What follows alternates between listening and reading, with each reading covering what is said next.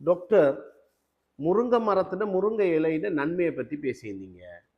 ஆனா எப்படி எவ்வளவு குடிக்கிறேன்னு சொல்லலையே. ரைட், விஷயத்துக்கு வருவோம்.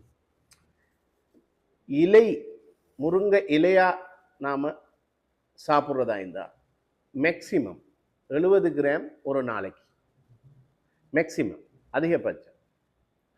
ரைட், அதுல பவுடர் இருக்குது.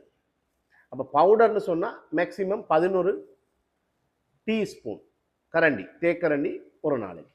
அதுல கேப்சூல் இருக்குது. ஒவ்வொரு மில்லிகிராம்ல கேப்சூல் இருக்கு. பொதுவா ஒரு 2 கேப்சூல்ஸ் பொருத்தமா இருக்கும். நீங்க அது அவங்க ரெக்கமெண்டட் டோஸை பார்த்து அதில் எடுத்துக்கொள்ளலாம். அதே மாதிரி முருங்கை டீயும் இருக்குது. ஒன்றா காலையில் ஒரு டீ, ஈவினிங் ஒரு டீ.